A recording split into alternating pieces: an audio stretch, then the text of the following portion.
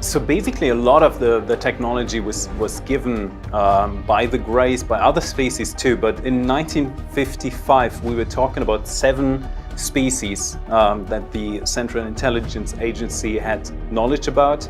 Today, we have exceeded that number by quite some zeros, which is always kind of interesting for people to even realize that. Basically, in the 1950s, these 7 species were heavily involved with certain covert agencies and giving them technologies. So my mission was back then, a diplomatic mission. Hey, we're going to provide this container.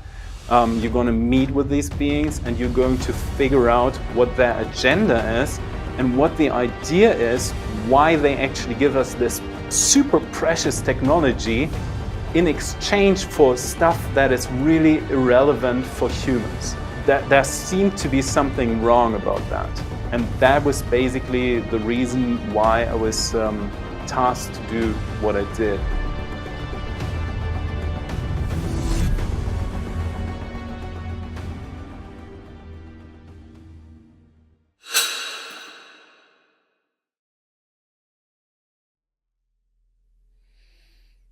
Tim Tactics, welcome on Just Tap In, brother. What are you most excited about right now in your life?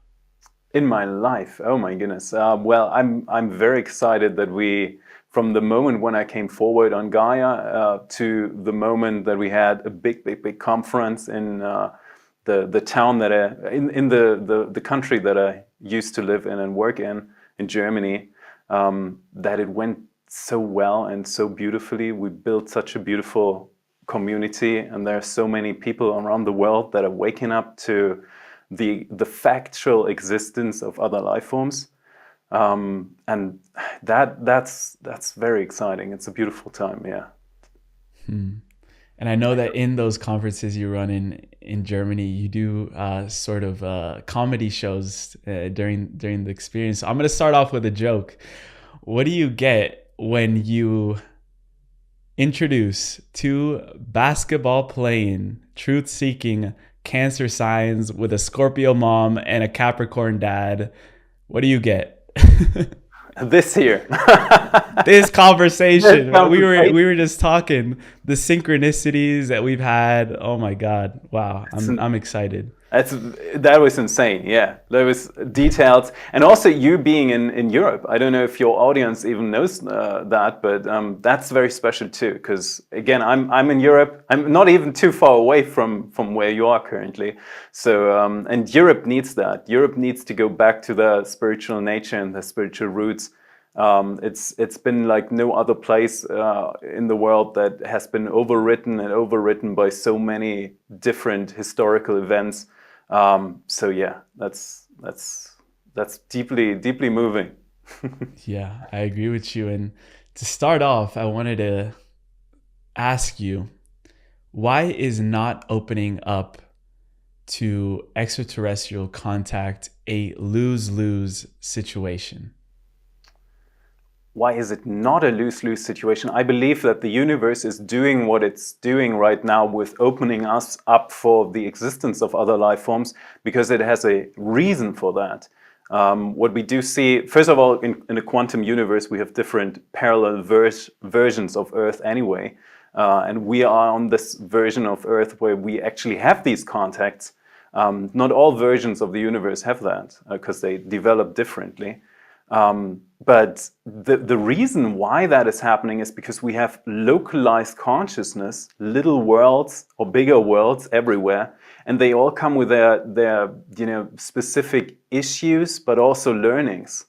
So what the universe is doing is basically seeing that there is a little planet in the solar system called planet Earth, and it comes with issues. It comes with unsolved challenges. And some of these challenges have been solved by other species. And now we are brought together in a way that hopefully humanity will learn and be inspired. And we have a lot of evidence that humanity takes a lot of inspiration from best practices and is indeed, in fact, able to learn quite quickly. So that's my hope. Hmm. And you were telling me a little bit before that the Pentagon changed its policies, where now a lot of undisclosed information is beginning to resurface again. Why is that? Why are we in a point of time where big agencies and organizations like the Pentagon, like the agencies with the government that you worked with, why are they now ready to undisclose certain information? There are probably around 20 reasons for that question, Emilio. And but one of the biggest reasons is actually one of the motivating factors why I actually chose to come forward. And I actually proposed what I'm currently doing. I proposed that about 15 years ago already, when I was heavily involved with these programs. And at that time, there was no interest at all in bringing anything forward, because ultimately these groups have done, quite a job in ridiculing and playing down the factor, which ultimately comes from a certain psychology, and I see the reason why that happened, because when these things happened in 1947 and started, at least in the modern Western world, people were kind of confused, and a lot of these groups tried to do their best to figure out how to deal with that, and did stuff that is just not okay anymore. But one of the biggest reasons why we have that conversation now that we do have, and why we have different levels of disclosure too, because there is like a norm stream level of disclosure that currently you can see with the Pentagon and the congressional hearings and so on. And then there is the conversation that you and I are able to have right now, which is way more deep, and in 2024, most of your viewers will be ready to hear what they are going to hear. But the reason for that is the planet itself goes through a cycle, and we've seen that, and you know that most mythologies and most tribes, most spiritual contexts around the world, they all tell you about the big flood that happened. They tell you about the Ice Age, and in the context of God was not happy with what happened on planet Earth, so he sent the flood, which of course is not what actually happened, but there's heavy evidence, and science accepted that more and more, that the Earth is going through these cycles. You can read a lot about what happened to the Earth core. Chinese colleagues have talked about that. The Earth core coming to a stand and rotating in different ways. There's a lot of talk about a polar shift going on planet Earth.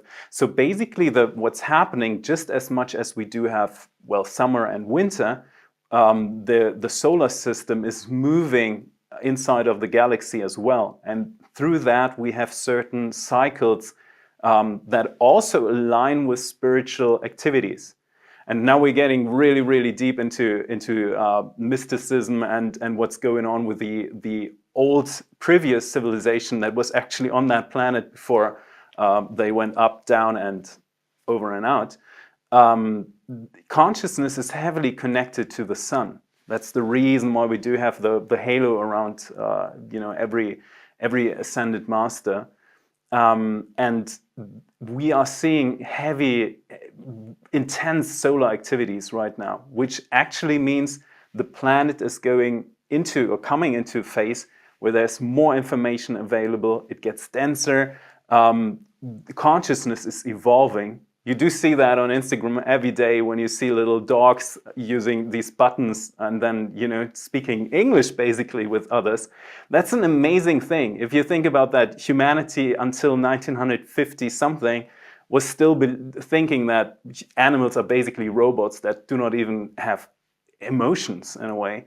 And now we are seeing that animals are not only catching up, but there are certain animals that are, and certain forms of intelligence, speaking about technology conscious or technological consciousness, AI, that is already surpassing humanity in consciousness in a way, or intelligence at least. So there is so much going on right now that these agencies in 2019 basically said, we need new doctrines, we need new policies, and we now encourage and allow certain people on different levels to come forward and tell their stories. And I'm one of them.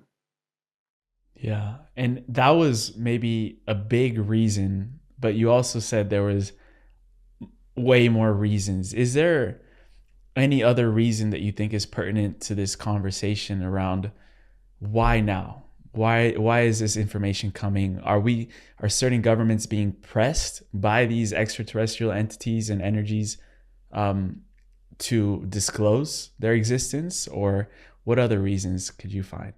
Yeah, there's like a huge list, and probably we could fill up the whole podcast with the whys behind that. Because what people got to understand is the way duality and the version of the universe that we're living in currently is working is that we have a lot of different players. We have so many agendas from supranational, national, individual levels to groups and even exopolitics, so other beings and other groups that not currently are part of this planetary environment.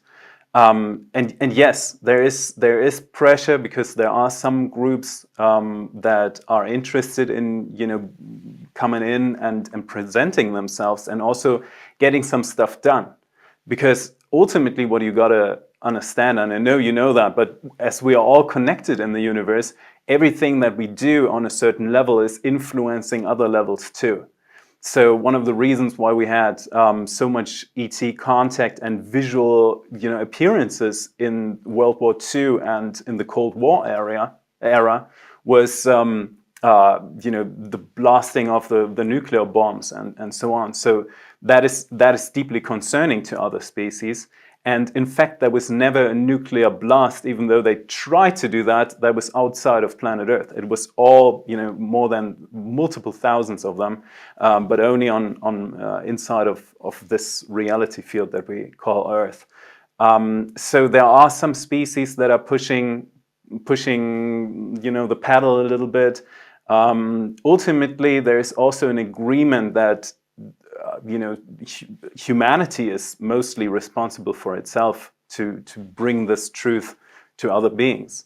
And something that doesn't work would be buying a $120 million bunker, or going with some of the plans to go off planet and go to Mars or something.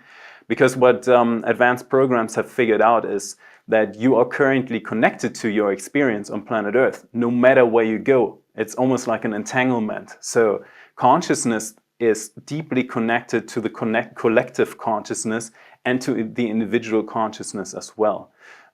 So there is a need. The universe is pushing us to actually get our stuff straight in a way. But that is a very spiritual reason for why we do have these things right now, because the shift is happening currently. And I think a lot of people are actually waking up to that and experiencing that, especially if we look into like the election and so on. But there's also some reasons for these groups that are pretty much operating in the background for, depends on the country, but sometimes 80 years, if you think about that. And some of the reasons is, for example, my recruitment took multiple years, at least 4 years, until I even know what I was into, So by having, for example, President Trump announcing a space force, which interestingly enough, France has one, the UK has one, Russia has one, Germany has one, and they're all integrated now officially in their military branches. Now you basically have an official website where people can be recruited. 20 years ago, 15 years ago, when I was starting in these programs or in the middle of these programs, there was no recruitment like that. There was no. You couldn't just go to a website and say like, hey, I'm interested in exopolitics. I had no idea where I was going in, and it only makes sense to me in the retrospective now. So there is a couple of reasons why it is happening, but the biggest one is that, and the most inevitable one is, the planet is going through a heavy shift right now, and there's lots of support that it doesn't get as bad as it was last time, but it is a big chance this time for us to make it really, really good and to come to a point where you get to this designated time of Earth where we really have literally the kingdom of God on planet Earth. But it's our responsibility. Yeah. And in the beginning, you were in the middle of law school, you get recruited by the government as a tactical advisor, but you started working in like normal projects. And then gradually, I think it wasn't until like the 4th year you were there that they started feeding you some maybe more undercover documents about, you know, other beings and things like that. They were like feeding you breadcrumbs to see how you would react. My question there is, how did you react when you first got these? Obviously in the right way, because It worked. it took me deeper down the rabbit hole, to be honest. But yes, you're absolutely right about that. So I was double majoring in governance and in German law. So I went to law school and so on. And then I was offered this job, and it was a regular type of job, and there was no immediate notice that it was about ETs or anything, and it wasn't. We started looking into a situation. How were people controlled in the Mid-Ages through the church, and what happened in the Mid-Ages, basically. And that had nothing to do with ETs at all. It was a weird and odd thing. And it also was sponsored. It was always called a third-party commission. So until now, I have no idea who actually, funded this and gave the money to doing that research. But the question was like, what was the routine of control in the Middle Ages? And I was okay with that. I saw that as a research program. I did not have any doubts in is that ethically, morally okay to look into that, because it's history. For me, it's just something to research, and what you take from that is different. You can take from all these insights. You can either use them for the good or use them for manipulation. So I was never I was never questioning what to do with these insights. And then suddenly, certain things landed on my desk, which only made me, aware many years later that there was something weird going on. So it started with documents that we got from a certain library, not very far away from Spain, but not very far away from... That's something you said. But again, we got these documents, and it was really interesting because they were also in Latin, and it took me my whole weekend to actually translate them. I bet AI would have been a great tool to assist there. But it was really interesting because they were basically talking with first source documents, talking about coming from people in Athens that were talking about a reptile being or a group of reptiles building some of the bigger temples in Athens, and being involved in the construction of these temples. And I think I didn't react to it in any particular way. I was just accepting what I was reading, because it was also kind of mixed with some of the text, where it's not uncommon to read something about, beings turning into frogs in ancient times. There was a lot of, it was quite a normal read at that time. But that was number one, and that should have made me kind of aware where things are going. And later on in the same program project, which was like a huge facility, research facility, and they were doing other experiments. And one of them was like a laser-driven experiment where they actually opened up the field of light. And I think that was like one of the very, very interesting thing to learn, which again didn't influence me too much, but because I was just observing what's going on there. And what we should realize is that humanity, in the way that humans are designed, we are living on the outside of the particle ocean of light. So while we all get our consciousness from the sun directly, the sun has these two interesting properties where it comes as like an ocean, which we do not see, and it also comes in particles, which is already kind of the decided nature of the informational content of the universe. So what we have is basically a very hard edge type of illusion in a way. But the interesting thing is, if we could poke into this, what we experience as depth and 3D world, if we could poke into that, we would open a whole new world. Why? Because there's an ocean of light, a wavelength underneath the actual particle. And there are beings living in this ocean. I always compare that to looking to look at the sea, and you would only see the surface level. And if you not enter the sea and if you don't go diving into the sea, you would never know that there is a whole kingdom of plants and beings underneath the surface. You would only see, a leaf that would float on the water, or a boat that would float on the water, but you can actually go into that. So what they were doing back then was shooting certain lasers and opening up this type of field. And basically you had this weird optical illusion of a really wobbly kind of visual that I was observing. And inside of this visual, there were three beings this size. I know they are not that size, but it was like the way they were portrayed was only that big. Gray skin, not actually the grays that many people have bedroom experiences with. It was actually very slender and very delicate looking, but also wearing robes.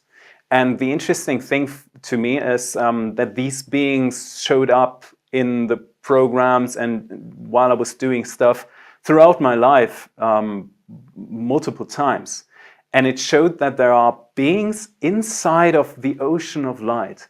And these beings were particularly interested in, for example, the afterlife. So one thing that this species is actually doing is creating some type of illusion. Whenever a human would die, there is no death in a way. We are in a quantum continuum state. So the universe is going on and on and on and on. And you are going on, we are going on and on and on. However, the mind can actually trick you into believing that something would end. And that can be a traumatizing situation. So it could increase entropy, or it could increase trauma inside of the universe. And to prevent that, this particular species which I learned later on, is creating worlds in the afterlife. So you could meet your German grandgrandma, and group with other people, which is often portrayed by people that have these near-death experiences. They often see themselves in a park, other beings, other souls around them, and then they are refurbished in a way to go into the next level. So this species was is actively occupied with creating these afterlife illusions for humans that have no idea where they actually landed when they die, just in order to lower the entropy. So that was the second time that I saw, or the first time that I actually saw something that was not terrestrial. And my reaction was, I didn't talk to anyone about it, which probably gave me some bonus points or so. And I didn't even react to it emotionally. I became aware of what's going on way later. But in that moment, I was observing that, and it's extremely fascinating to me, highly fascinating. But I wasn't, like, oh my God, what are we gonna do? Or telling anyone, what I saw is like gray beings. So I was very calm about it, and never talked about it again, because it appeared to me like just an experiment. And shortly after that, half a year later, I received a letter from a very high-ranking person that I cannot name here, but asking me to work for them. So that was my introduction to this world. And as that further progressed, you were also then invited into what you call these metallic containers, where these containers, their role and their purpose was to compress down frequencies where you could then sit down face to face with other beings like the Greys. And you've had over 100 meetings face to, like, we're talking like not even like a Zoom. We're talking about face to face conversations where they had these tablets, which was probably the Grey technology. They could translate their languages and their symbols into German. So you were able to have a back and forth conversation. I think the opening question there was, I know that you felt a lot of fear when you first encountered their frequency. It's a frequency that is not nearly close to human frequency. So how did you navigate that fear, but also maintaining that curiosity to want to know more about this other being or beings that we've never had contact with before? Yeah, that's a fair question, Emilio. So people gotta understand that I was working in the covert field of governance, which doesn't always have to do with ETs, but at one point I was introduced to that. There are certain facilities that are, not on the surface level of Earth, but basically you go into an elevator and it's a very restricted environment anyway. But there are these containers, and one of the big questions that groups on this planet have was, what are the Greys actually up to? And they are not called the Greys, but apparently, they appeared in 1947. We have the infamous Roswell crash, which basically 4 weeks later, the US decided to come up with the CIA. That's the reason why the CIA, the Central Intelligence Agency, was actually founded. For one reason only, because they suddenly were aware of a phenomenon and they needed a central intelligence agency that was connecting and the dots in a way. And then it was like very tempting because while they were looking into the re-engineering of crafts, and we do have these information now in the public right now, which is actually a good thing. So people become aware that there are re-engineered technologies, and certain countries around the world have ET crash technology. We wouldn't have this conversation actually, Emilio, if there wasn't fiber optics, for example. Yeah. That And is the internet.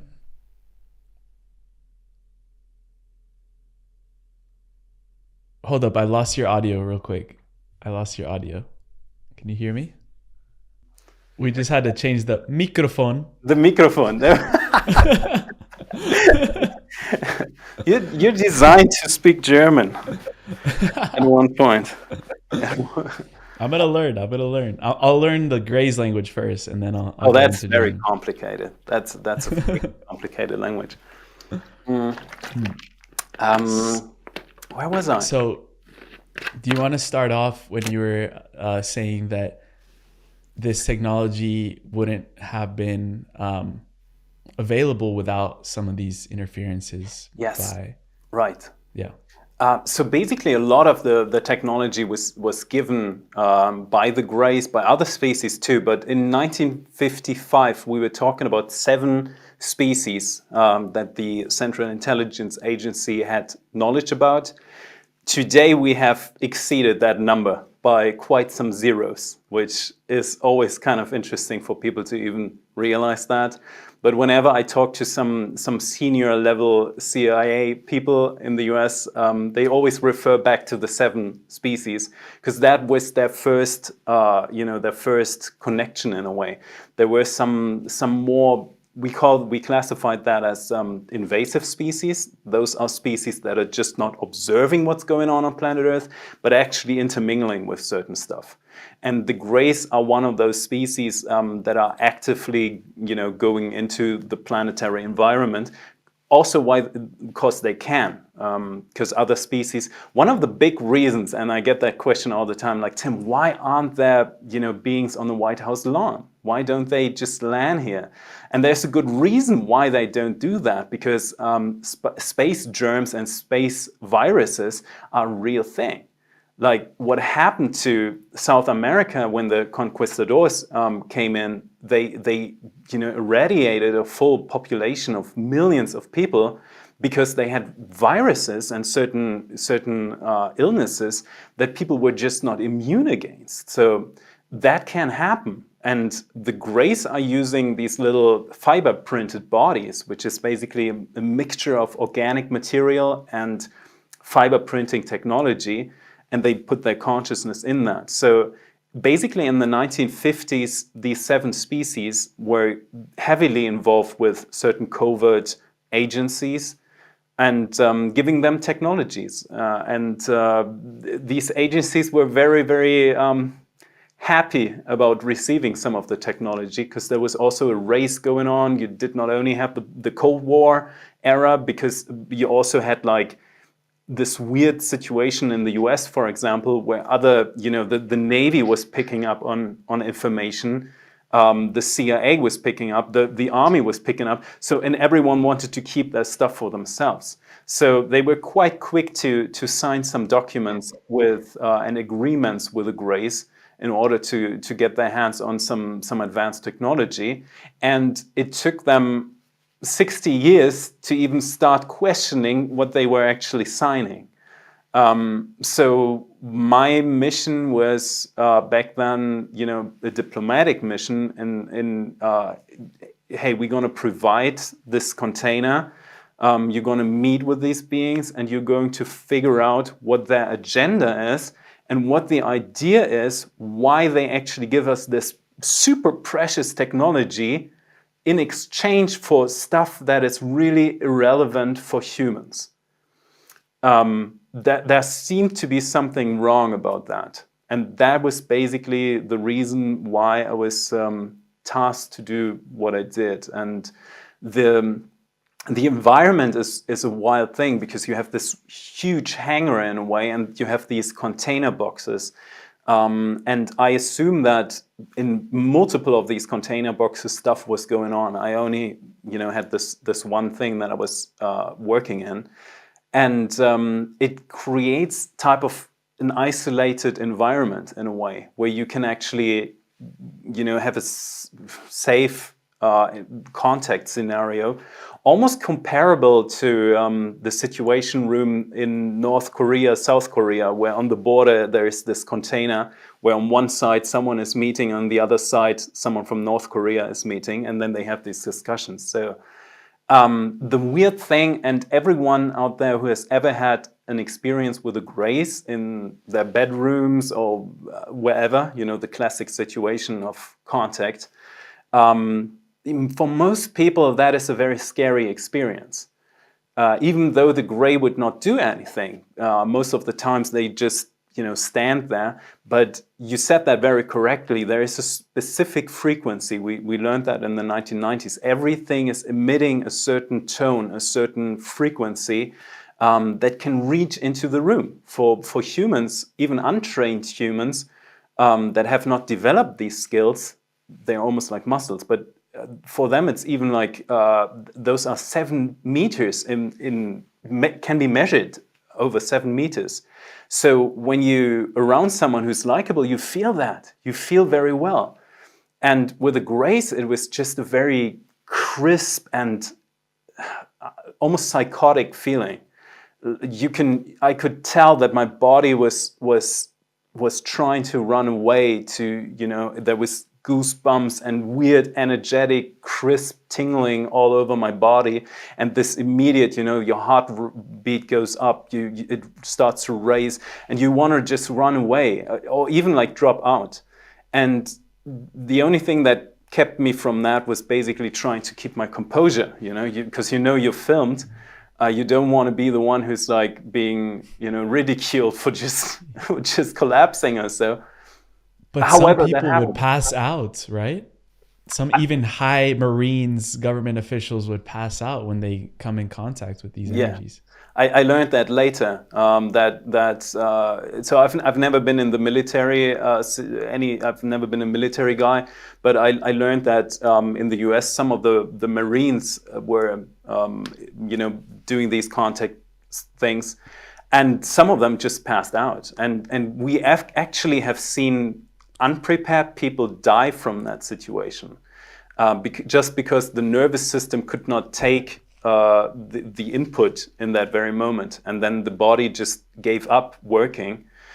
So we've seen that happening, and this is one of the reasons why when people are saying, Tim, like, where are the aliens? Can we just meet them? And why don't they land here? Well, there's a good reason for that, because there's a nervous system, and if you stress a nervous system that is unprepared too much, it can have severe damage. It can lead to severe damages. Yeah. I wanted to ask you what were the most interesting questions that you ever asked a gray?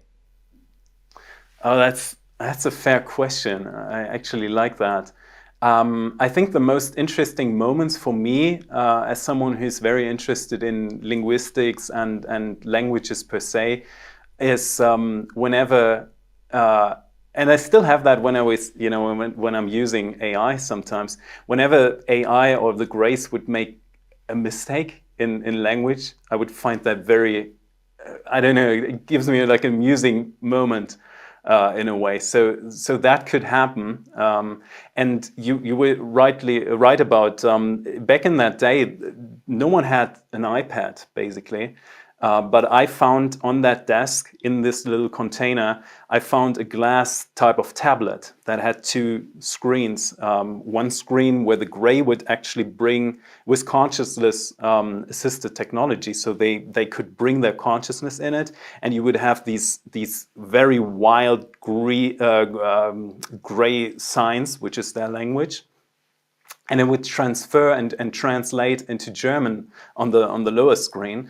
And every now and then, very, very rare moments, it was just like a little off, and it would use words that you wouldn't use as natural German. And I think these moments were kind of interesting. And there's something in the science of the cultural science, which says that the most interesting things about cultures is not their it's basically their differences. So some stuff was really eye-opening. For example, the question, why would they use chips? What people call implants. Why would they use chips on people? And the answer was mind-blowing in a way, because ultimately, there's not a bad, in most cases, in most ET chip situations, it's not a bad situation. It is more like like a very modern type of Apple Watch that is being inducted or like infused into a person, and it would monitor their heartbeat, their health, and so on. So usually there are people on this planet, and a lot of people basically, that have some type of connection to ET species, for whatever reason, spiritual reasons, genetic reasons, life path reasons, and so on. And the species that care about these people, they want to know what is happening with this person. Is that person in danger? Does he or she need health upgrades or something like that?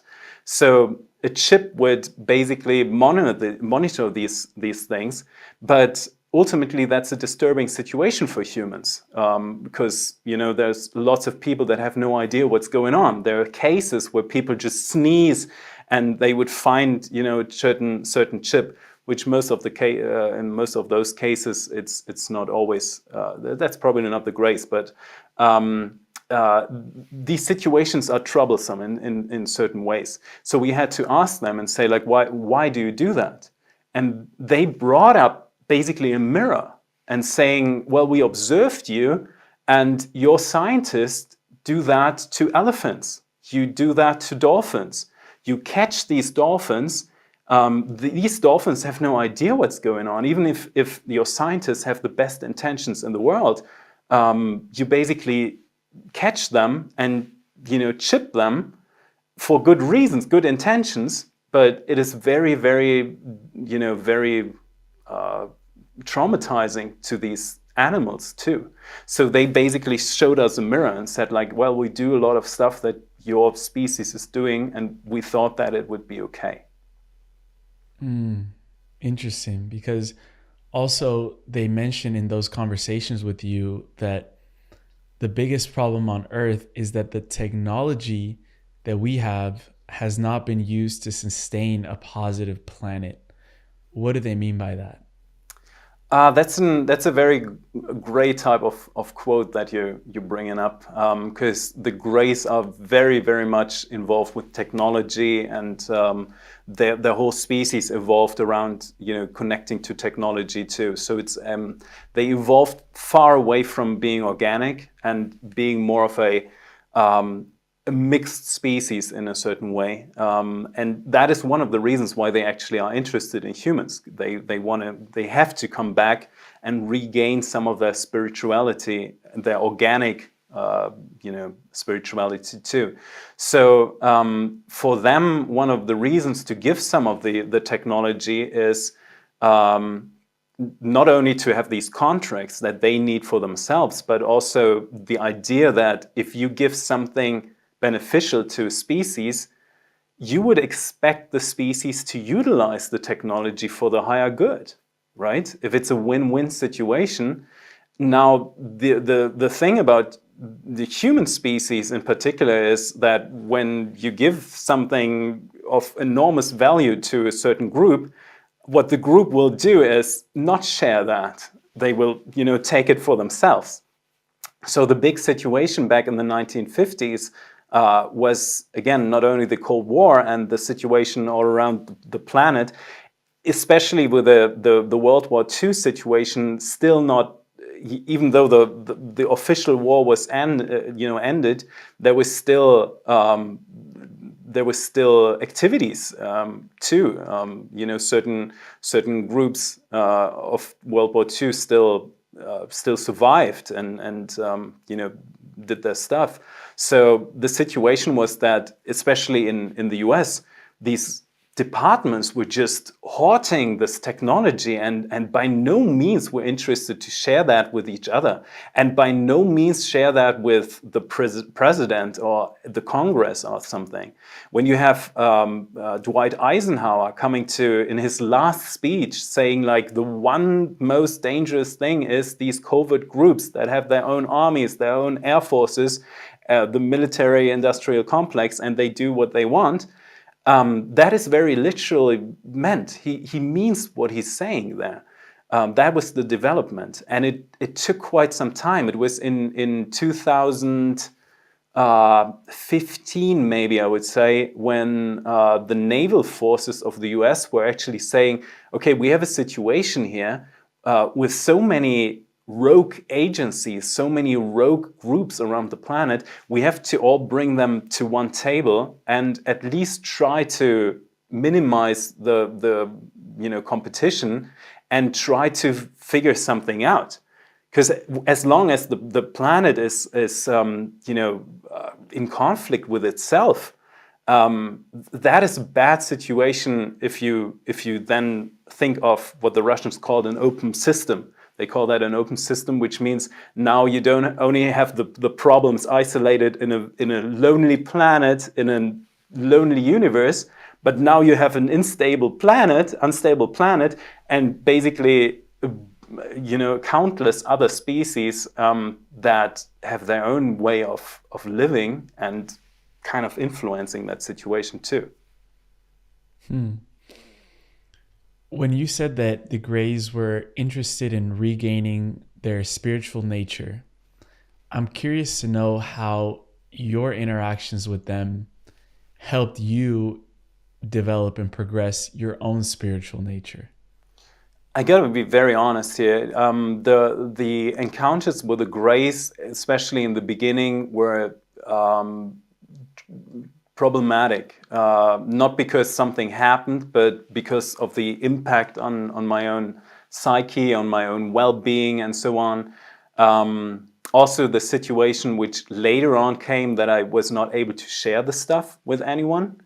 The group that I was working for was not giving the type of hold or background that you felt really integrated in that way. So the situation was kind of problematic, and it would develop over time actually. Because at one point it never goes away. That's the interesting thing. It is like going on. I always compare that to a roller coaster. When you meet with certain species, your body just wants to run away. He just wants to get out of the situation so much, and I guess you still have that situation when you go on a roller coaster that is very thrilling, and you do that for the 20th time, you will still feel the impact on your body. You will still feel, when it goes into a drop or when it goes into a curve. The only thing that decides how you behave is basically your mind. You learn all these techniques in order to calm down yourself and be in that moment and overcome the thrill that your body is actually feeling. So that was kind of a challenging situation, and one of the reasons why I want people to have this information and why I want to make sense of this for other people is because I went through that, and there is a phenomenon called a collective psychosis, which is one of the reasons why we do not have a fake invasion.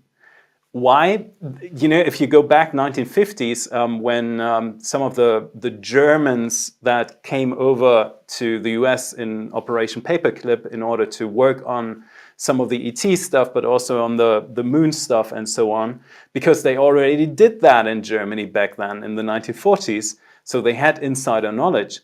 Some of the plans at that time coming from troubled and traumatized people was like, hey, I think we could do fake an invasion and then utilize that for us. The reason why you wouldn't want that is because people could ultimately drop into a psychosis. And if enough people on the planet would drop into that, the reality field we are all holding up in a quantum universe with our own reality fields would become unstable and would collapse. And that would have effect not only on the people, it would become like a exogen reaction. It would spread in a way. So there are no plans of having a full-blown fake invasion on planet Earth, even though people are still referring to that in many, many ways. But one thing that was beautiful for me was how it went on after that. So I was very, after these over 100 encounters that we had, my own reality in a way was heavily challenged.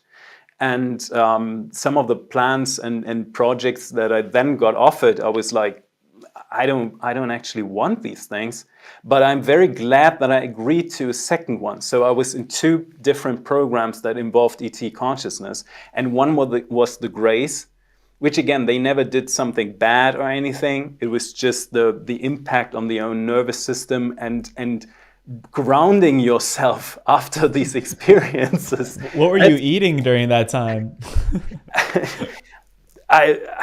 It was tough, to be honest, and I no one wants that for the general population. You just don't want that, because ultimately it would backfire to people if you would break people's consciousness in that way. You want a smooth kind of introduction, which is why we have now these different levels of disclosure, right? We have people in the Pentagon and the Congress having these hearings. So the second thing that I was, and I'm so glad I actually agreed to that, because it was so loving and beautiful, was a contact scenario with an interfrequential life form. So what people should realize is that the universe is layering levels of reality onto each other, stacking them up in a way. Almost like a television receiver in a certain way, like a radio receiver in a way. You can tune in into certain frequencies and you can turn out into other frequencies. So that is a way of the one-point field to actually have multiple reality realms that influence each other a little bit, but you could still have an autonomous kind of reality experience. And the Germans in the 1940s had kind of an obsession. Not going too much into that history, but they wanted to. They figured out Germany at that time was leading in the field of quantum physics, right? Max Planck, other people and so on. They were figuring out there's a one-point field that is connecting everything and so on. So they were quite obsessed with the idea that there is a designer of the universe. And they believed the designer of the universe to be on the other side of this reality. Basically, we are inside of the television screen, right? But on the outside, there's someone who's playing the game. With their popcorn, just watching. Exactly, with a popcorn, which I would do. I'd be that designer. I'd be sitting with popcorn. But the Germans at that time were thinking, hey, if we can contact that designer and convince him of our good intentions that we have to bring a new order to the world, he's probably going to drop into the World War and going to decide that in our favor. Little did they know that there is a design in the universe, and there's also a designer. We all are designing collectively, but there's also a designing nature of the universe, which indeed is alive. So they were right about some things, but they were wrong about the intention of that designer, because he has in no way, this designing force of the universe has no intentions in going into a war scenario and deciding something. The universe would much rather want us all to be in a harmonious state of homeostasis, where we actually thrive and nurture and love the universe just as much as the 0-point field is constantly giving us energies to do so. The universe is also accepting us to go off path and do some ridiculous stuff. That's okay too. However, it is more stable, and everyone has to come to that point. Otherwise, it's going to become a failed timeline. It has to reintegrate and all that nonsense. Everyone should know being in a state of homeostasis, of harmony, is much more appreciable for the whole universe and for life itself. So they did some experiments. They tried to connect to this designer of the universe, and it basically took 80 years until the technology was there. So I found myself again in this container, this time not with a real live gray being in front of me, but actually using certain coils. So the universe has these frequencies, and if you compress or decompress these frequencies, you can dial into these frequencies. And that, for example, happens naturally, which is revealing one of the mysteries of other civilizations, or the civilization that was on this planet before the humans came in. They were often found in specific locations. They have their temples oriented towards the sun, equinoxes, and so on. So what happens at these moments when the planet is going through these cycles, the frequencies naturally compress in a certain way. And also decompress after that. But in these moments where the frequencies are compressed, these other realms are much, much closer to ourselves, and we can make contact to them. And they set this container up, they used these coils, they compressed the frequencies with me inside of that, and we made contact with an interfrequential life form, which appeared to me in a blue light. And it actually, your background looks almost exactly like what I saw. That is the color of the light that I saw of this being that we because he's here, actually. I believe we are. I mean, we independently chose blue as our favorite color, which is interesting because the blue color is actually a wavelength of the universe, and when you compress these frequencies, you would always get that blue color, which is one of the reasons why in India and Sumeria and so many other species like Mayas and so on, they were talking to blue-skinned people, right? Krishna, Shiva, and so on and so on. That is a communication frequency of the universe that is expressed through the compression of those frequencies. So what I was seeing was a fractalized thing that was like moving in a geometric way. And it was speaking to me in perfect German, and the voice was everywhere. It was reminding me later on the stories that people had in Egypt when they were saying the voice of God that came from the heaven, but it was all around. So usually, you know, voices could be, you can orientate because like sound is interacting with the surface of objects in the room and so on. But the voice was almost, it was just there. It was everywhere in a way. And I was connecting to this life form that we called Being Six. And it was, Emilio, it was one of the most beautiful things in my life because it was so loving. It was a passive love. That's the best way I could describe it. It was just like, hey, humans, everything is good. It's all on the way. It's unfolding. It's beautiful. But in no way they were thinking of coming here and saying like, let's fix that. And I was in those programs, I was constantly in this, you know, alpha brain state where you like, you know, have too many coffees and everything is like alert in a way. So in the beginning of these conversations, I was so angry because I couldn't just believe what was going on, that there was like this life form, this blue crisp life form that was telling me like everything is good. And I was so in disbelief. He's like, can you imagine good, that? bro? You just take a take a chill pill, bro. Yeah, exactly. Like being that just, you know, it's like this crying baby that's just sitting there and saying like, this is all happening and we got to fix this. What can we do? And then there's just like this voice that is so sweet and it's just saying like, no, it's okay. It's all good. It's all sweet and it's all nice. And I couldn't believe that. And it took me quite some time. And now I'm the one who's saying like, yeah, they're right. The universe is that way.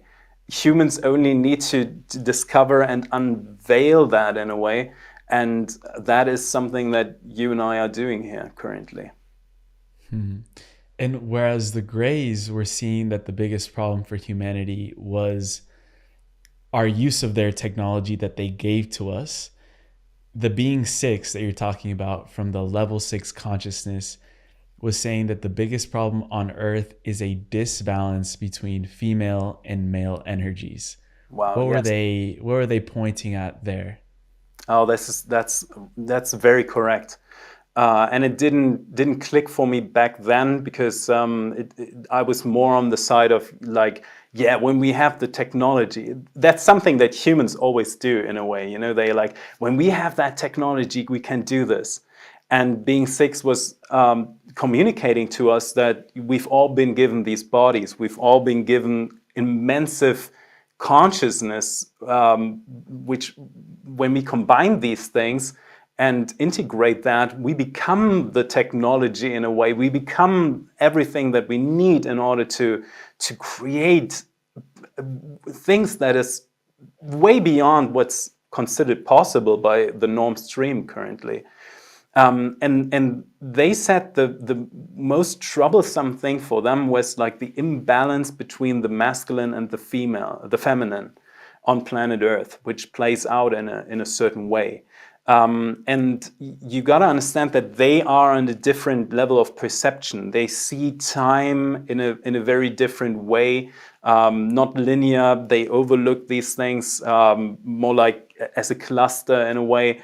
So what they were telling us was that at one moment the universe, when it became this dualistic version, which is basically a mirror, we're all mirroring each other, and when frequencies align, we actually are in a very harmonious state in a way. But they were saying in that very moment when the universe decided to become this dualistic version, the feminine had a little bit more love on their side than the masculine. Right, because of the weird constellation that the feminine, for example, is connected to the child in a way more direct form. The masculine is kind of the giver in a way to make it happen, and can kind of feel disconnected to his own child, you know. It's almost the story that we see in the Indias, where Shiva is giving birth to, or like giving Parvati, and Parvati is giving birth to Ganesh, and Shiva is attacking Ganesh. Almost the same story we have with Jesus, where God is, you know, is okay with Jesus being on the cross in a way, so because it's disconnected in a way. So what we see is that through this development of the male being disconnected from the eternal love, the male goes out into the world and wants to prove himself being worthy of that love. And that starts kind of nice. It starts with like, hey, I'm worthy of love, so I do something loving. But if you try to prove yourself that you're worth of love, you will not come to a point where you just say like, well, I am love. I am love and everything is love. I can just be in the state of love. Love just wants you to feel loved. That's all it is. So the masculine going out into the world and doing all this stuff would then become more and more toxic in a way, up to a point where it's then more about, you know, hoarding products and you know, dominating other beings and so on and so on. So being 6 basically said, like, we all have to discover that we are, even though we are embodying a certain you know, gender or something, we basically are this neutral energy that can be feminine, masculine, and everything else too. And once that is happening, we come to this point of homeostasis. And they had a very interesting position that I do see in a way that it even plays out on this planet currently, even with sexuality. I do think that humans not really have an idea what it actually means to have this, you know, sexual energy from which the whole universe actually arose. Even to a point that we are not even fully allowed to speak about these things in public. It's still kind of a taboo topic. So that was their perspective, and it was very, very different compared to what the Greys had, because the Greys were like, hey, there is environmental crises on your planet, there is this and there is that, and if you want to, we are going to sell you the technology and we can make it all nice and tidy. Wow. When they say sell technology, what form of exchange or currency are they referring to? So there is something which I learned later on, which is called the galactic credit. That is a very different type of economical system. So usually money is backed by something. Money used to be all the time backed by gold. The galactic credit is backed by gold, by minerals, and by technology. So that is one of the historical reasons why humans on this planet are so, you know, interested in gold, basically. But then, you know, what happened with the petrodollar and so on. So basically nowadays, human money is not backed by anything. It's just, you know, just random numbers.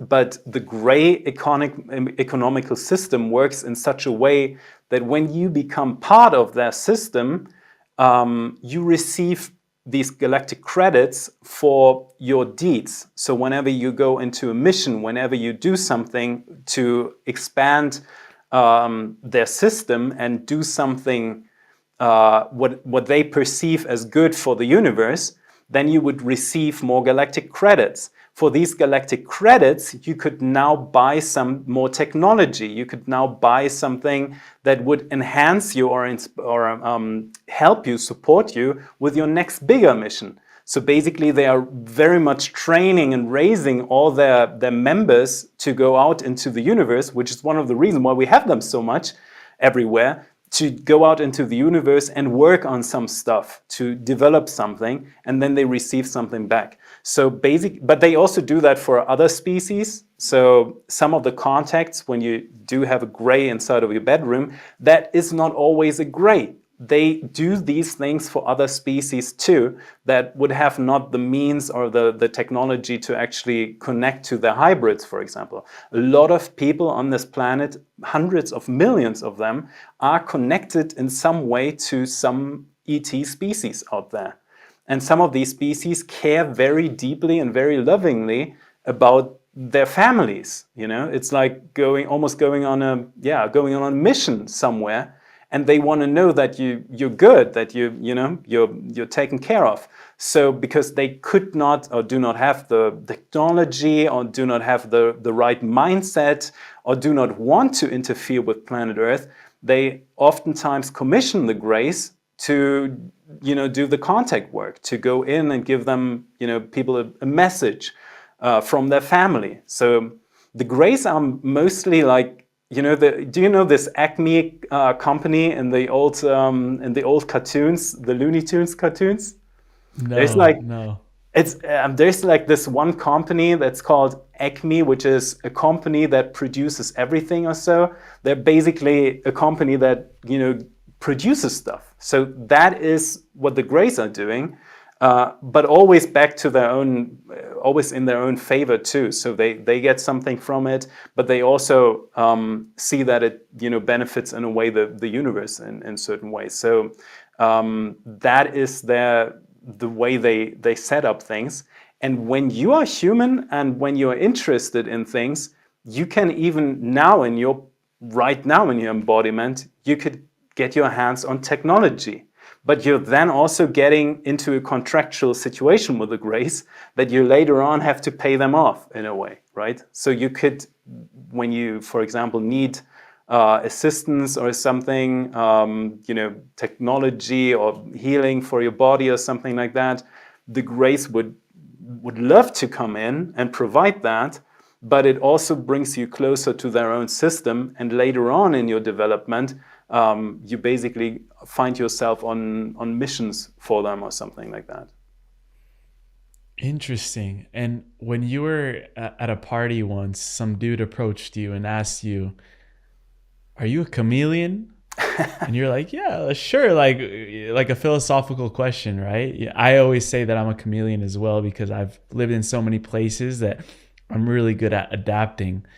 But he was referring to something else, and then he told you, "Bro, I've accumulated 11,000 credits points," or something like that. What was he referring to? Oh my goodness, that's one of my that's one of the stories that people love when I tell that. That's actually outside of the programs.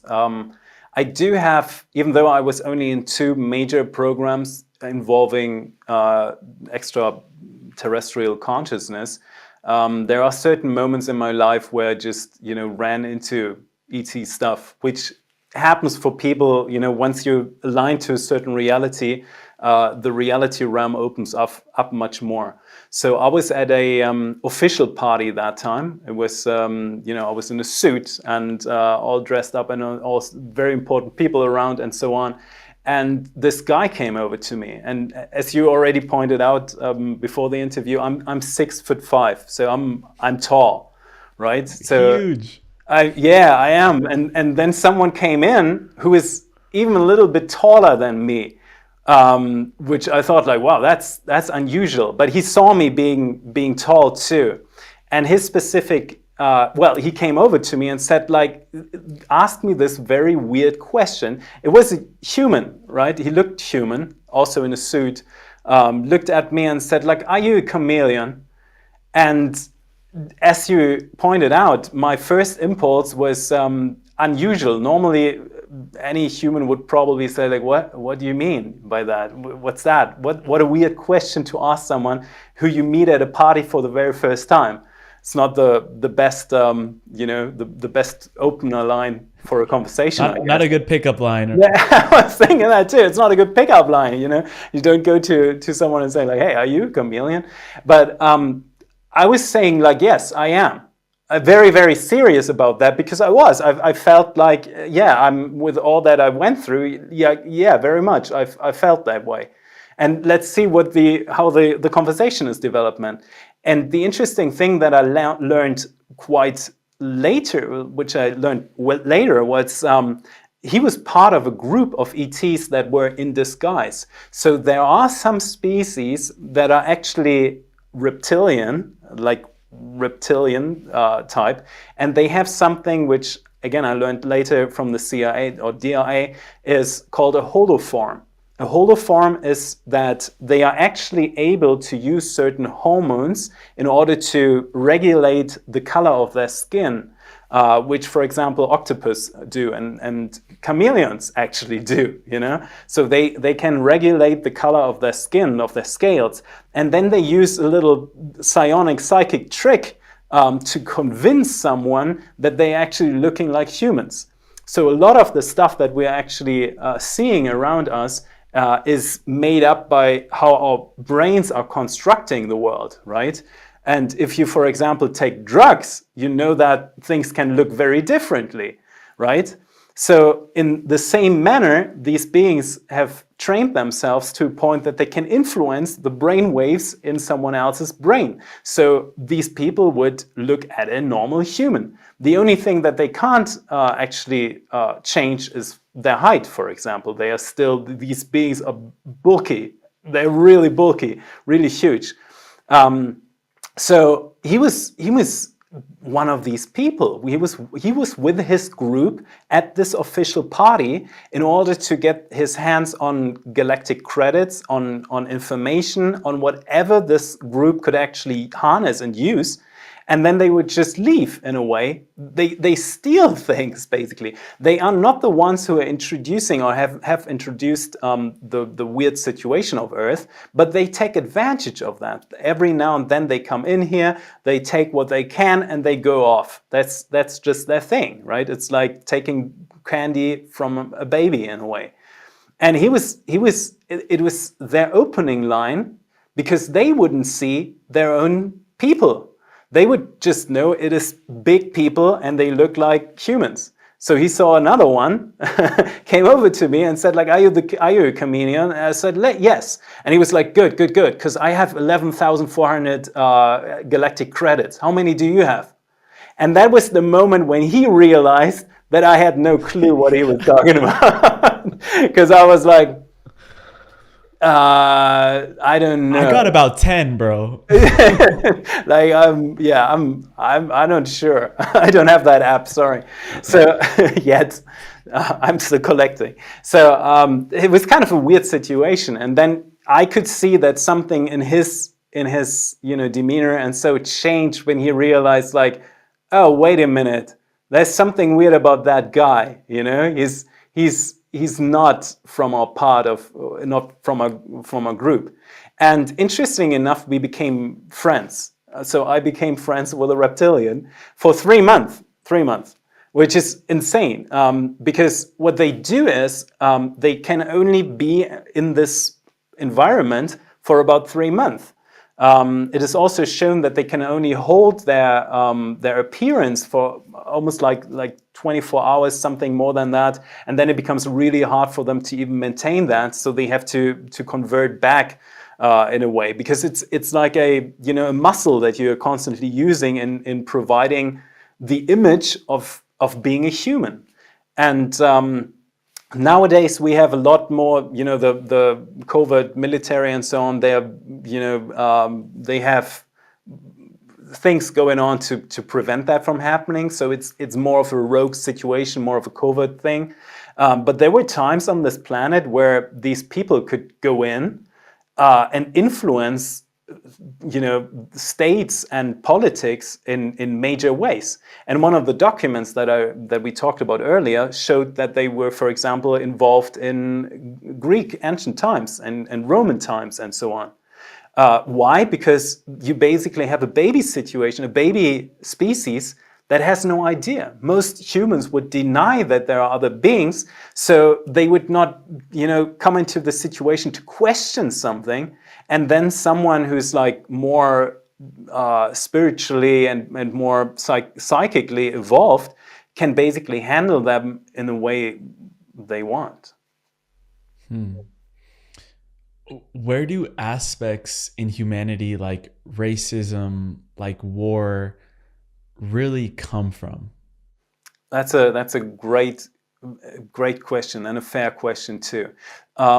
First of all, we gotta look into the specific nature of where we landed and where we are here. This is a dualistic version of the universe, and it's a solar-based version of the universe. So everything is emitting and receiving photons. And it is a dualistic version because the universe is basically mirroring itself in a way that we have this complex nature of other beings.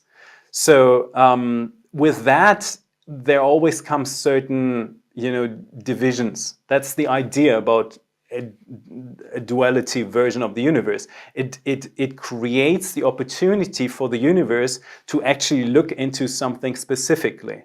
Because if you think back to the Max Planck field, if you think back to the one-point field, everything is happening at the same time, all at once. That is very complicated to find certain weak spots. There are certain, logics in the universe that are causing trauma for the universe. It is almost like a self-repairing mechanism for the universe because there might be spots that cause pain. Not literally pain, but universal pain in a way. And we are basically in one of those spots. So what the universe is doing, it's like opening, it has this Fibonacci-like nature where everything is mirroring itself. And now you have independent versions of consciousness that can decide for themselves. You can decide for your life. I can decide, and everyone out there has their own life. So that comes along with decisions and creating micro-universes that can really work on themselves. So you have a chance to actually figure out what is the pain point in the universe. And with that duality, some pain comes along because there are beings that through this diversion get into conflict. Right? In a version, in a universe where we realize that we are all part of the same life form, why in the world would we destroy something? Why would we attack someone? That makes no sense. That is basically standing in front of your own mirror and doing that to yourself. That makes no sense at all. However, there are certain architectures and certain dynamics in this version of the universe that are just problematic in a way, and painful and hurtful, because there are parts of the universe that are hurting others, and that is hurting the all. That's an issue. So that is on that level. If you go into the history of your question, why is that? Humans have what we figured out, one of the highest evolutionary potentials there is. So humans have an incredible potential of evolving into magnificent, beautiful, divine beings. That is inside of the nature. They are smart enough, they can use technology, they have communication, and they have an immense range of emotions, which is very helpful in developing a communication with the universe, for example. Not all species have emotions. Not all species have this huge ability. Humans also have a psychic ability. So humans can become a fully psionic species if they train that. If they don't, it is like sitting on a couch for the rest of your life. You're probably not going to play in the NBA or run a marathon or something like that, right? It needs training. But there's also something that is very unique and very rare in the universe, which is humans can become competitive. That is very rare. Why? Because the universe is one life form. Why would you become competitive over yourself? It makes no sense to other species. From the competitive nature of humans also comes a competing nature and even a warring nature. So that is a kind of a unique property in the human species. Now the universe is doing something very interesting, which is it's bringing, like we experience that with each other, it's bringing people that are very aligned, it's bringing them together so that they can create something or experience the world together in a meaningful way. For people or for beings that are mainly competitors, it means that the universe is bringing what? Other competitors, right?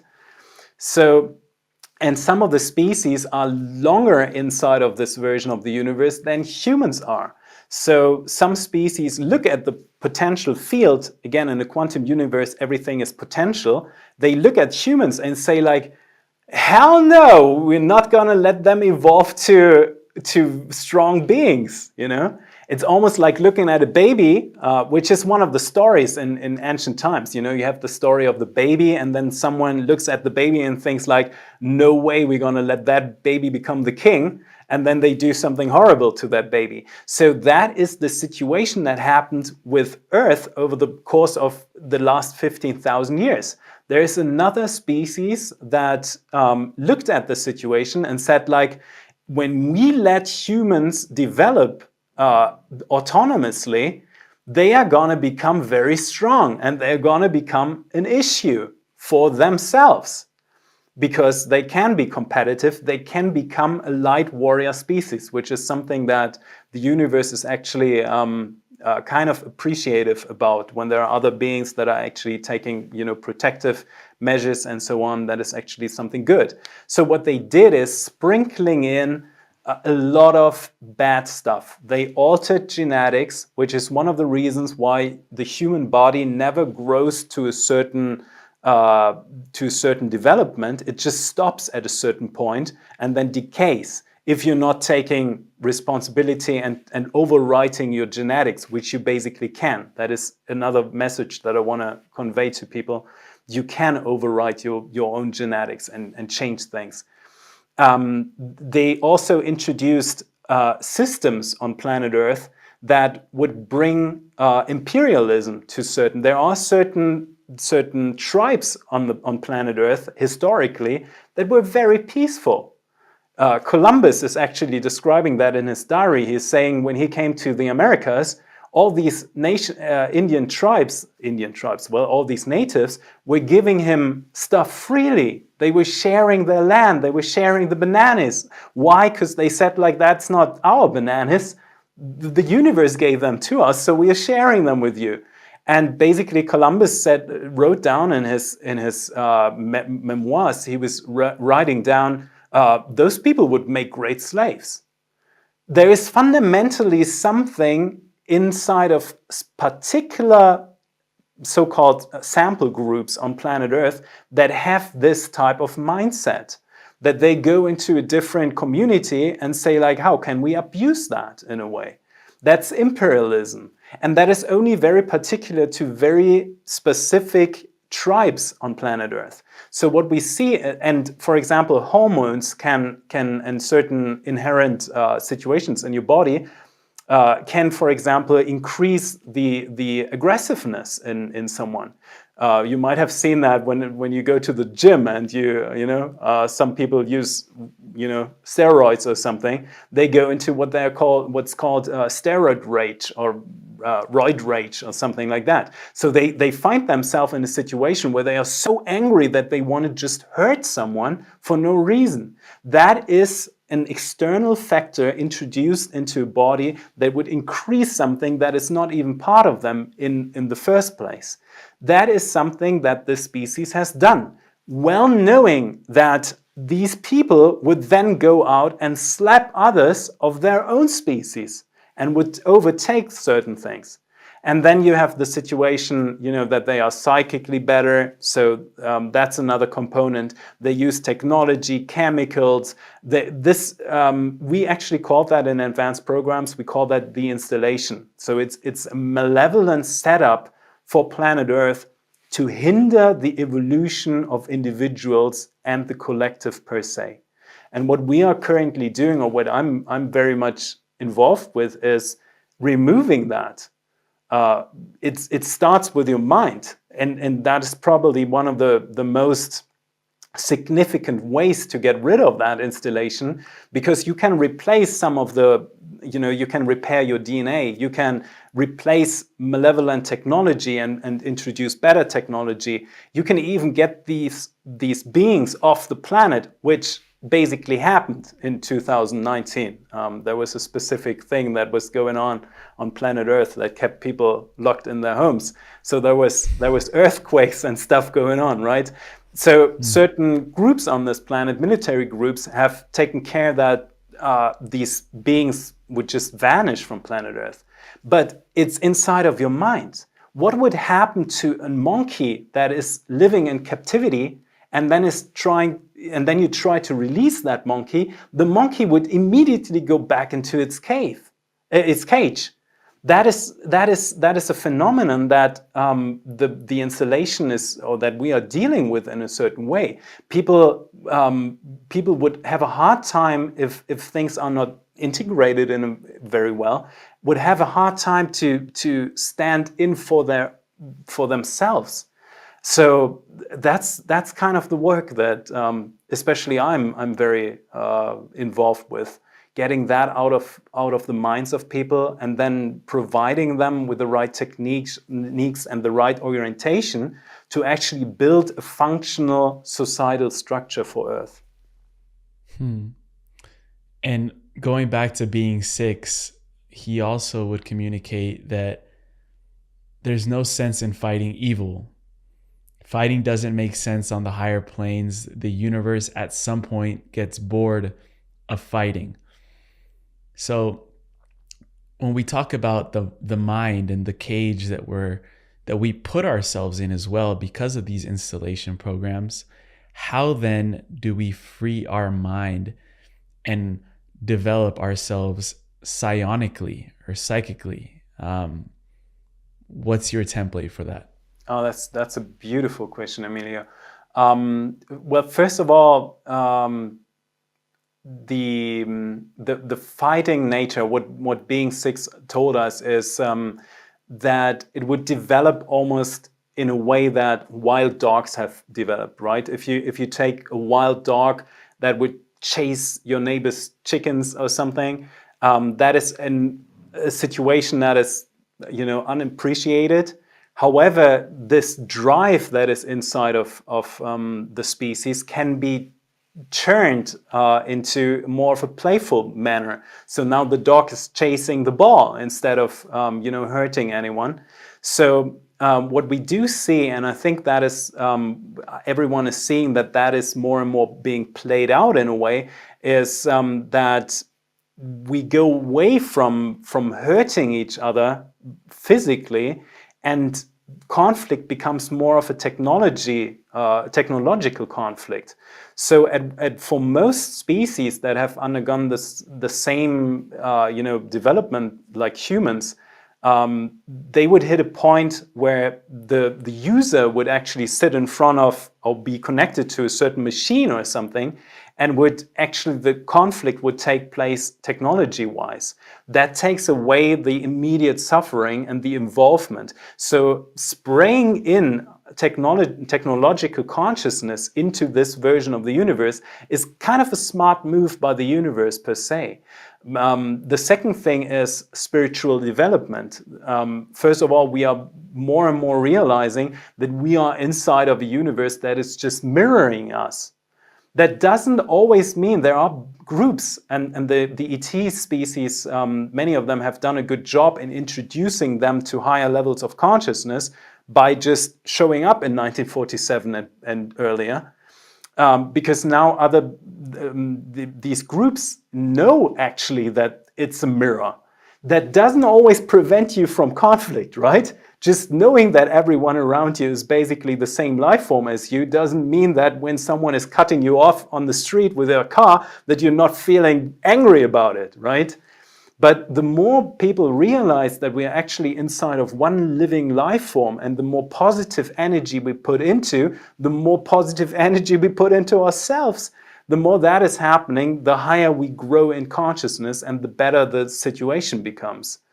And then over time, beings will also realize that death, which is ultimately through the installation programmed in such a way that people very much fear what's happening. It's the ur-fear, the fundamental fear in people is death.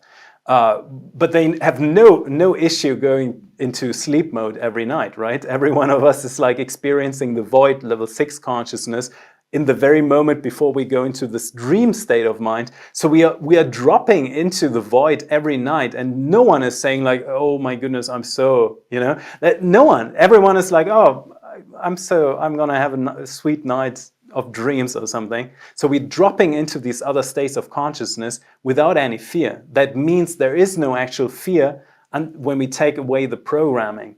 And the more we spiritually evolve, which is, I'm so happy to do that and give orientation to beings, is the more you realize that, the more you realize that death is consequenceless.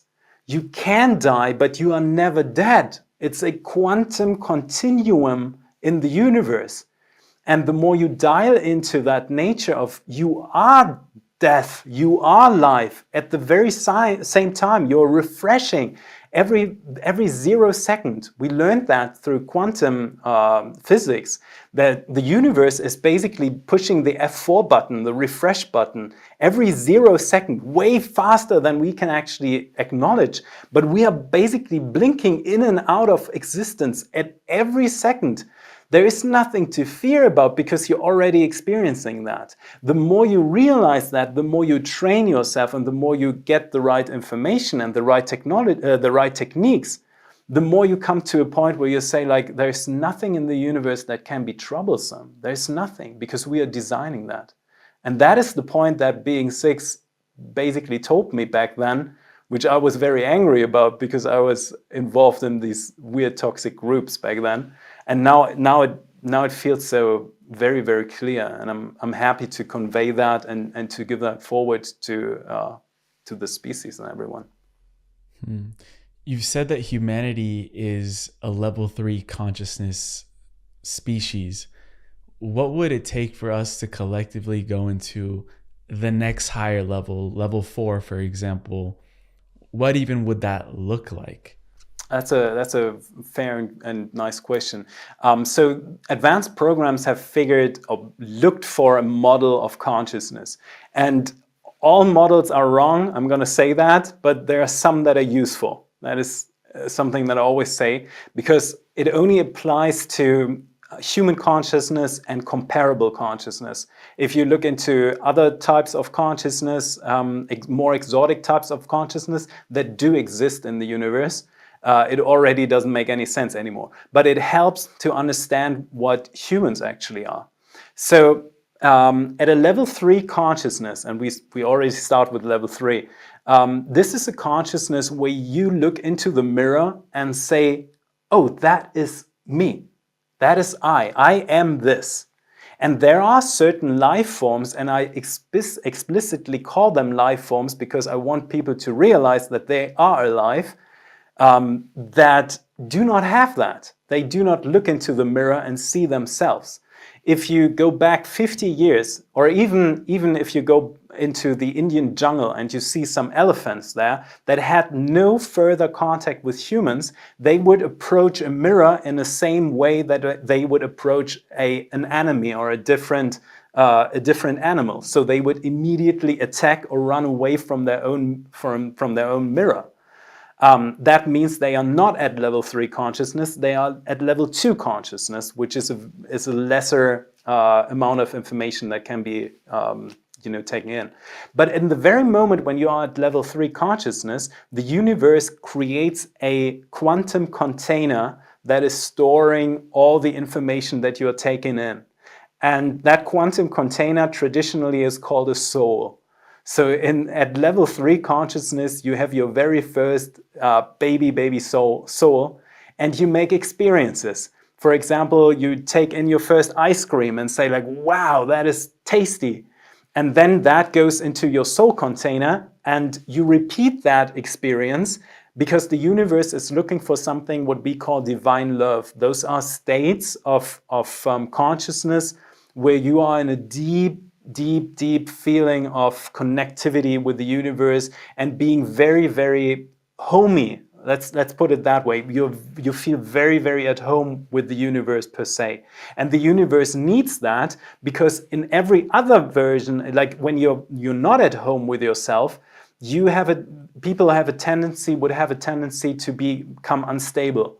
They would become, they would suffer, they would decay, and so on and so on. So it's a clearing system of the universe. And that happens at level 3 consciousness. However, that can expand to a whole reality. So when there are enough beings that are at level 3 consciousness, which the norm stream humans might still be at, then that would go into the earth in the living environment that you're in. And now you are inside of a level 3 reality realm. And the level 3 reality realm is the only realm in the universe that simulates a finite system, an ending. The universe does not have an ending, but it can simulate endings. And that happens at level 3 reality realms. In the very moment when you go into a level 4 reality realm, and this planet, again, we are going through the cycle, right? So the cycle is taking the planets to this next level of what we call a full harmony of 4. It's basically the moment when we shift into that new collective reality where we realize, oh my goodness, we are inside of a quantum universe. We are inside of a quantum universe that is deeply connected with our own consciousness, and miraculous things can happen. Once that is happening, these old Newtonian physics that people had, right, where the apple is just falling to the ground and so on, it's just thrown overboard.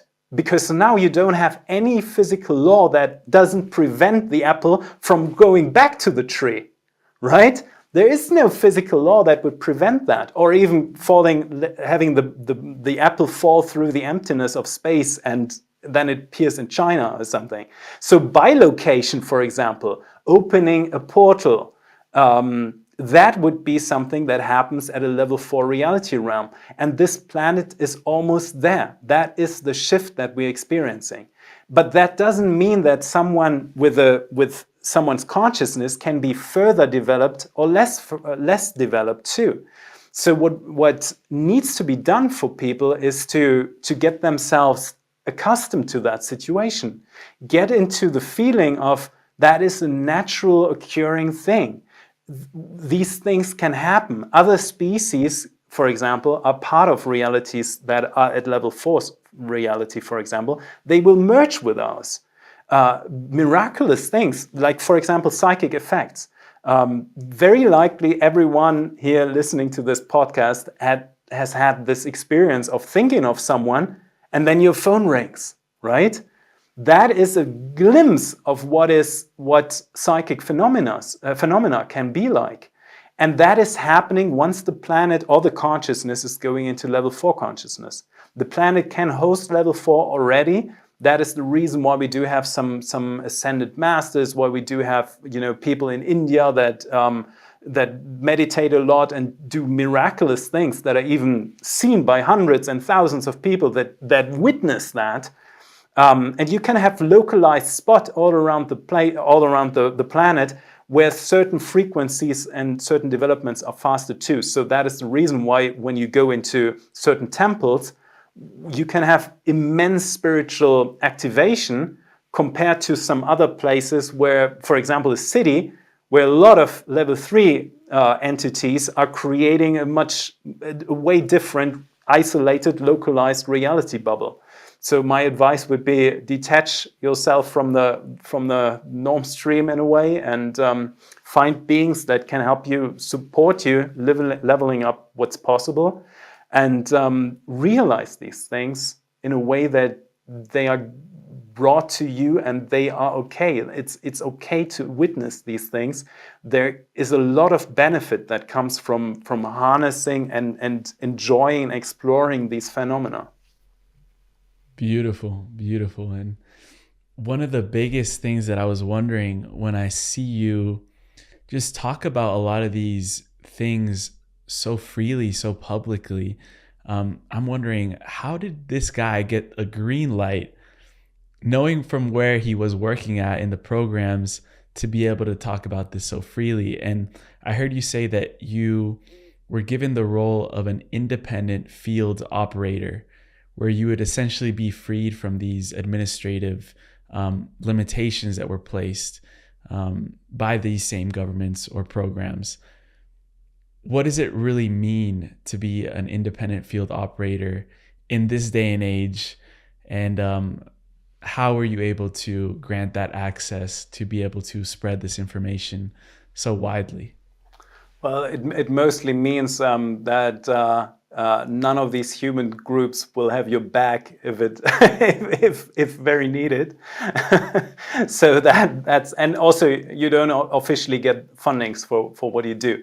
So it's a very comfy situation for certain groups. But there was just something within me that was always so strong, tending towards connecting the dots and getting out there. So in the very moment when I was in the program with Being Six, and they were talking to us about the cycle that the planet is going through. And again, right now, if you go to Netflix and if you see Graham Hancock, for example, talk about certain things, you will realize there was a previous civilization on the planet. There was a flood. There was a very strong cataclysmic moment. And then things are basically resetted to a point where development just starts over. And I don't want to spoil this here, but these civilizations back then, they still exist. Some of them went underground, some of them went up, some of them were the foundation of what became humanity in so-called modern days. So I was kind of alert in the very moment, because they were saying like, hey, you have about 15 to 20 years until that major shift is there. And I thought the preparation phase that is being given to species to prepare for this when information are freely available is about 15,000 years. So normally, usually a species would know just as much as you would know when you are in summer, you would know, oh, there will be coming a winter time. Right? Yeah. So if you know that, you will start to collect, fruits and freeze them or prepare, and get a shelter, something like that, and prepare for the winter time. And then you basically, in the winter time, you're sitting at home in front of your nice fireplace and you're having s'mores and hot chocolate or something like that, connecting to the American audience right now. Germans would drink Glühwein. Whatever, but a beer, a warm beer. But anyway, you would basically sit in wintertime and just enjoy and watch the snow fall and so on, right? However, the issue with the installation is that basically we are dealing with humans that were just running around in summertime and have no idea what's happening currently, and they would find themselves in the middle of a freezing cold winter and have to deal with it on the spot. And I felt alert in that moment. I thought, like, my goodness, we have to do something about that. Because ultimately, something that I also realized is we do have this situation on planet Earth where certain groups are considered more elite and, they live in their own bubbles in a way. Which can, make you kind of ignorant about what's going on in the world in a way, which is okay. But what the problem is, or maybe even the great technique of the universe, when you are connected to a collective consciousness, you can't escape from that.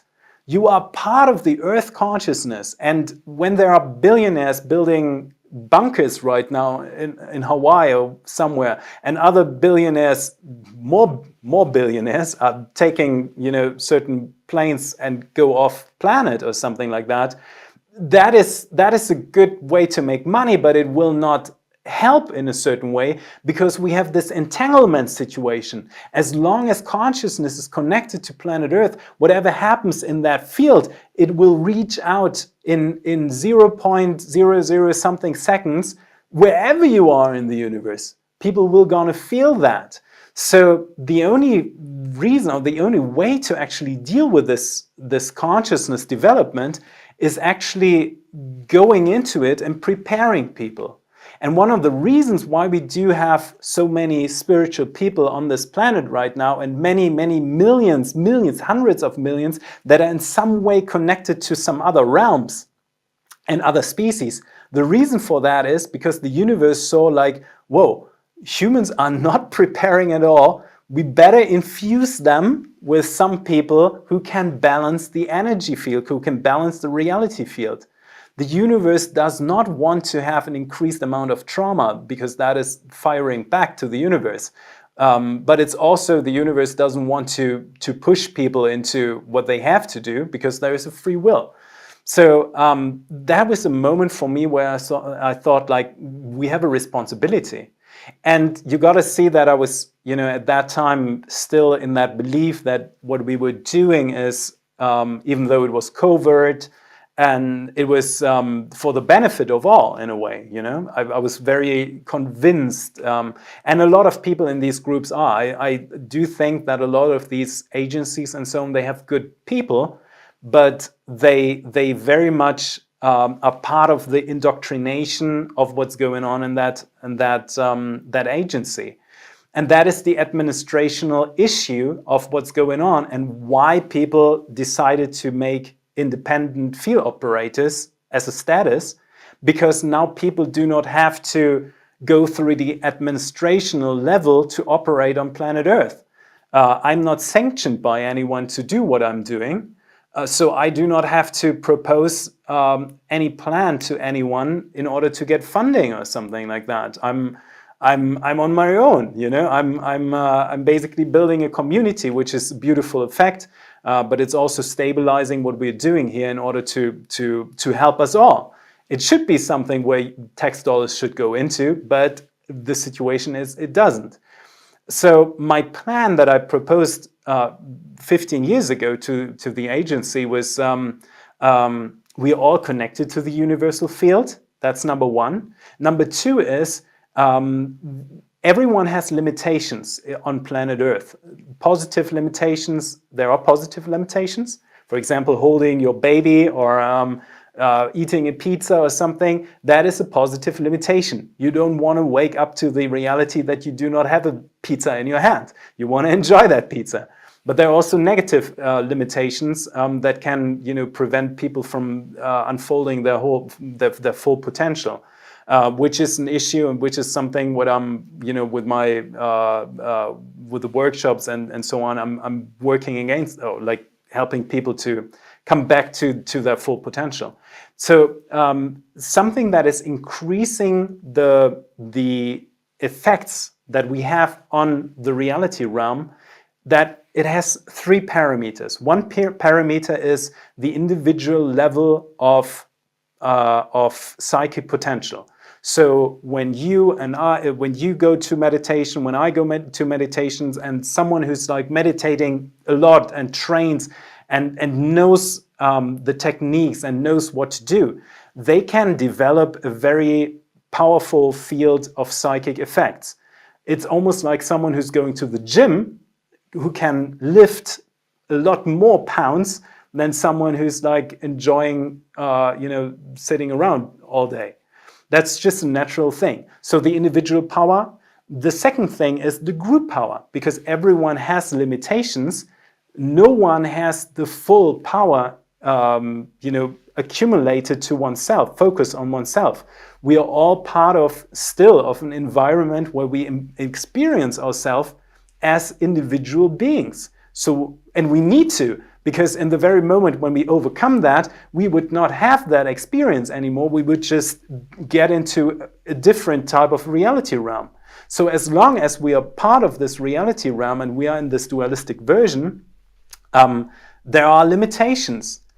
But what overcomes these limitations is when we bring people together, because everyone is part of the whole, and the more parts of the puzzle we are bringing together, the more powerful the effect on the reality is.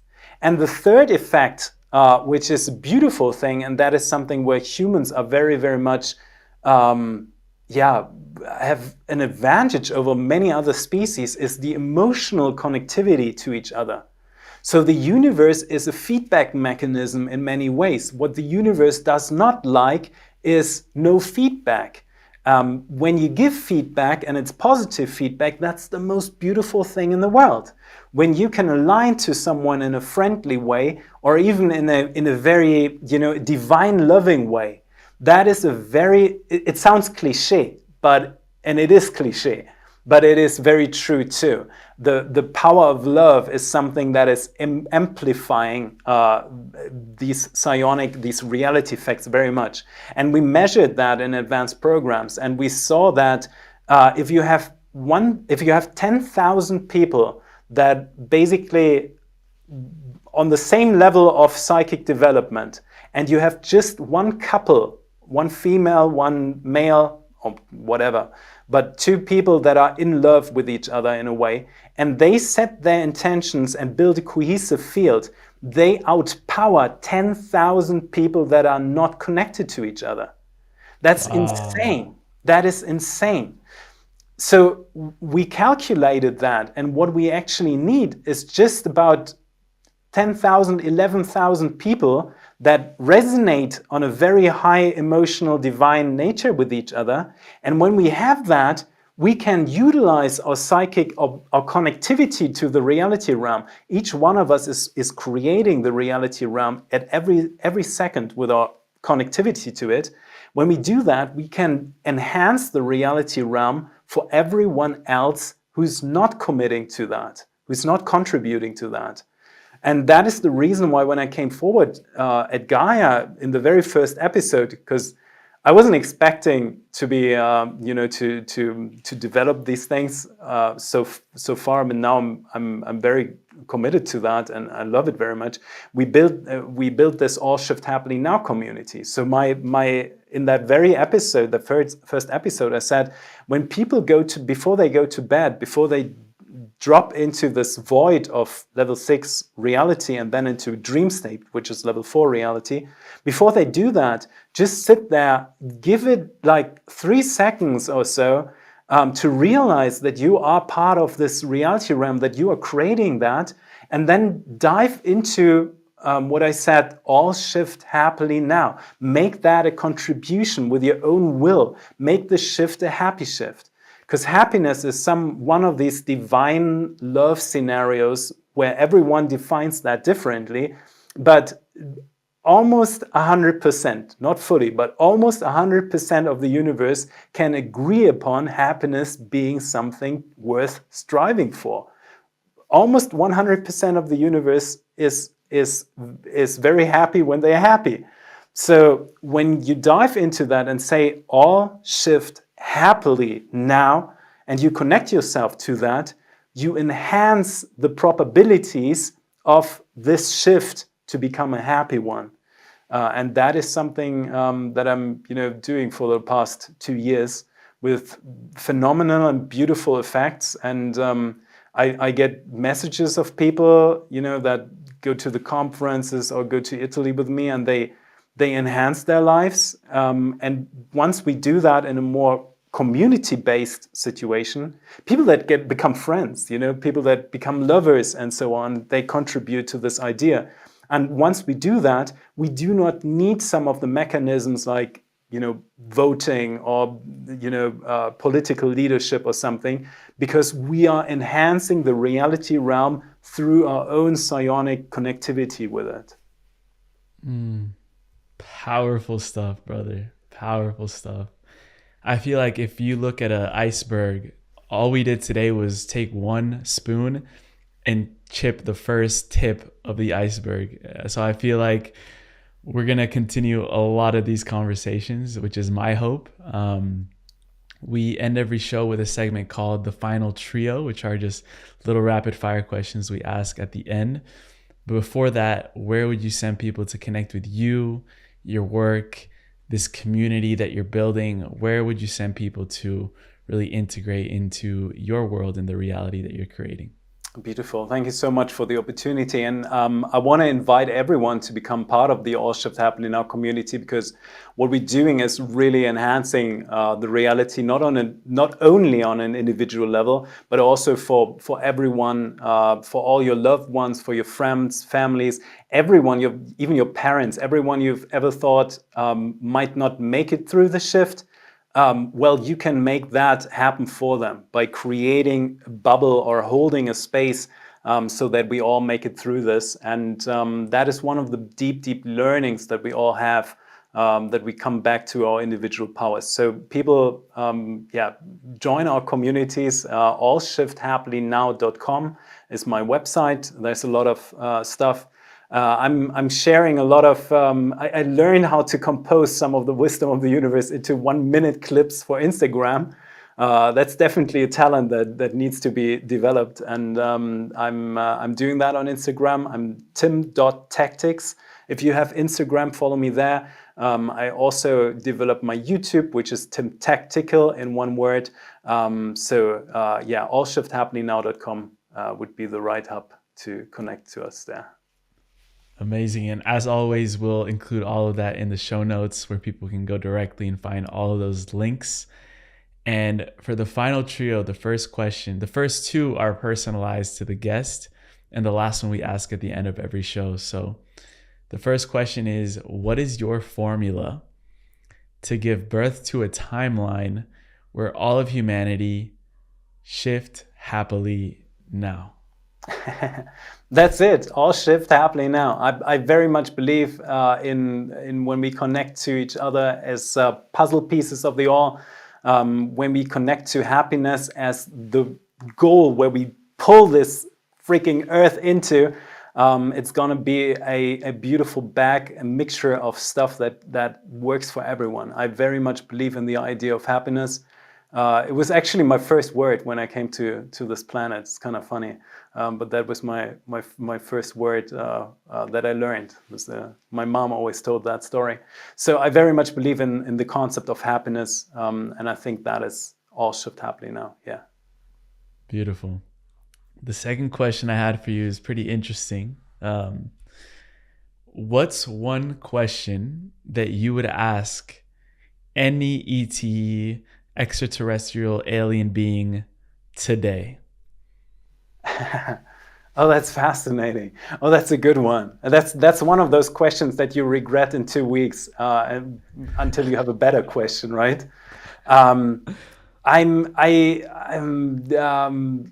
I'd be interested to figure out something about their food situation. I would dial into their art, their music, something like that. All the stuff that was like not the number one priority on governmental lists. So something like that would be interesting. Do people have pizza in other species, for example?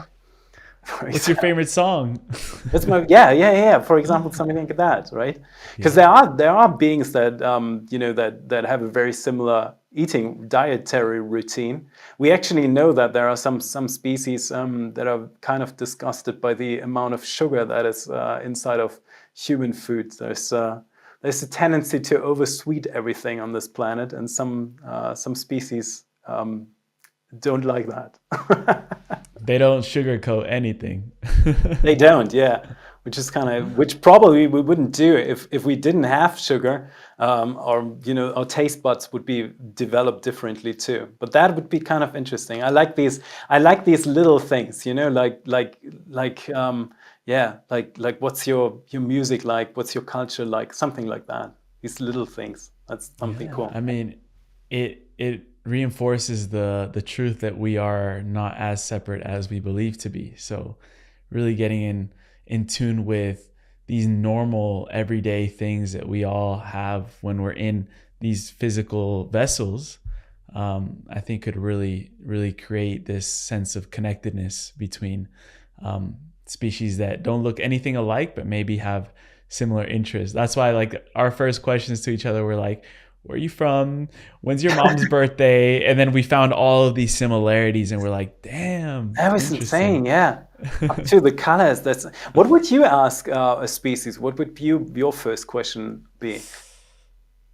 Wow. Wow. Yeah, you just turn it over on me. I like it. I I like it. did.